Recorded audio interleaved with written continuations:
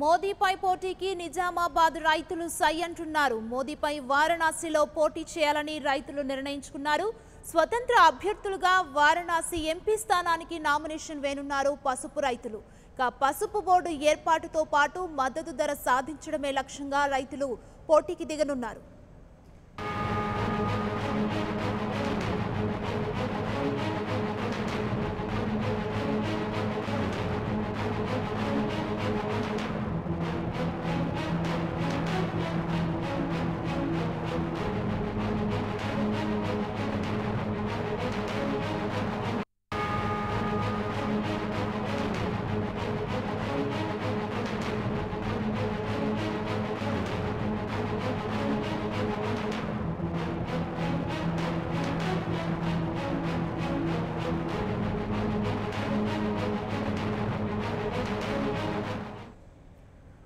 మోదీపై పోటీకి నిజామాబాద్ రైతులు సిద్ధమవుతున్నారు. మోదీపై వారణాసిలో పోటీ చేయాలంటూ నిర్ణయించారు.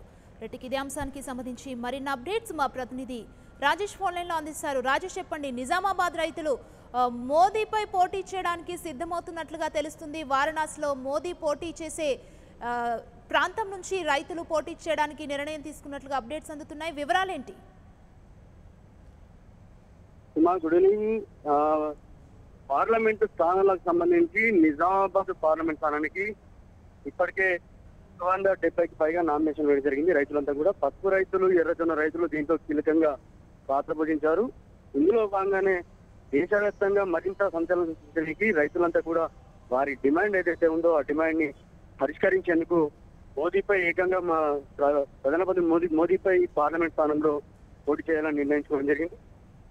ఇందులో భాగంగా మోదీపై పోటీకి రైతులంతా కూడా సిద్ధమైన చెప్పుకోవచ్చు. తమ సమస్యల పరిష్కారం కోసం మోదీపై పోటీ చేయడానికి రైతులంతా నిర్ణయం తీసుకోవడం జరిగింది. అంటే మొత్తంగా 50 మంది రైతులు ఇప్పటి వరకు చలో వారణాసి పేరుతో రైతులంతా కూడా నిర్ణయం తీసుకోవడం జరిగింది. రేపు ఎల్లుండి 2 రోజులు నిర్ణయం తీసుకుంటున్నారు.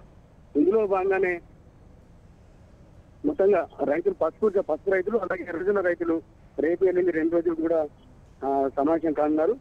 ఇందులో భాగంగానే ఇప్పటివరకే హైదరాబాద్ లో వాళ్ళు ప్రెస్ నోట్ కూడా రిలీజ్ చేయడం జరిగింది.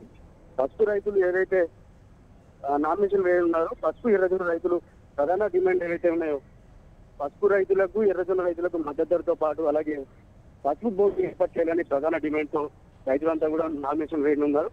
ఇందులో భాగంగా మొత్తంగా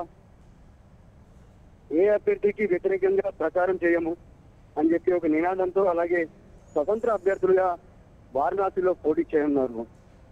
రాజేష్, మొత్తానికి నిజామాబాద్ రైతులు మోదీపై పోటీ చేయడానికి అయితే సిద్ధమవుతున్నారు. అంటే నామినేషన్ వేయడానికి సిద్ధంగా ఉన్న రైతులు అంటే పసుపు రైతులు పసుపు బోర్డు ఏర్పాటుతో పాటు మద్దతు ధర కోసం ఈ నిర్ణయం తీసుకున్నారు. అంటే ఎంతమంది రైతులు నామినేషన్ వేసే అవకాశం ఉందంటారు?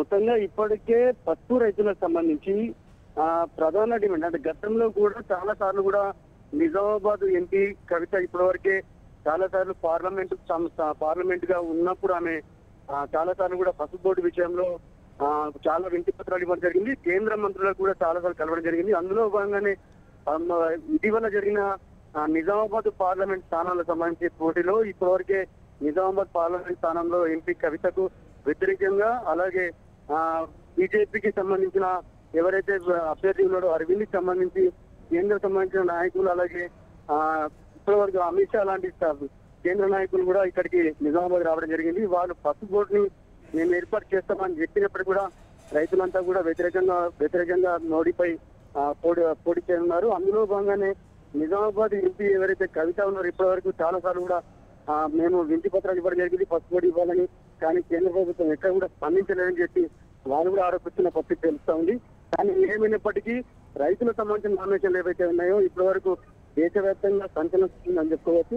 అందులో భాగంగానే మోడీ ఎక్కడైతే పార్లమెంట్ స్థానంలో పోటీ చేస్తున్నారో వారణాసిలో మూడో దఫా కింద జరుగుతున్న ఎన్నికల్లో రైతులంతా కూడా చలో వారణాసి పేరుతో 50 మంది రైతులు ఇప్పటివరకే 50 మంది రైతులు నిర్ణయించుకోవడం జరిగింది. 50 మంది రైతులు మోడీపై పోటీ చేయడానికి సిద్ధంగా ఉన్నట్టు తెలుసు.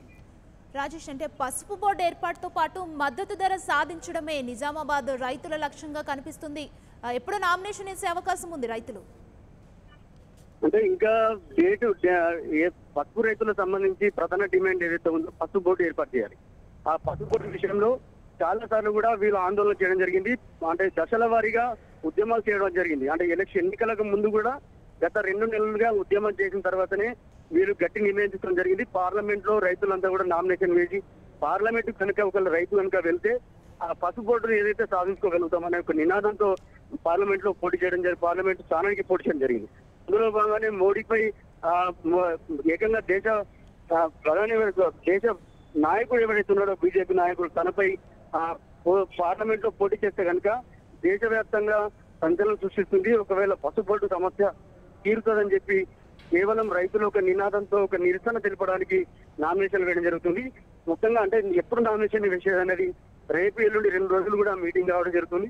ఆ మీటింగ్ అనంతరం వీళ్ళు ఒక ఖచ్చితమైన నిర్ణయం తీసుకొని చలో వారణాసి పేరుతో నామినేషన్ వేయనున్నారు. Right, thank you Rajesh.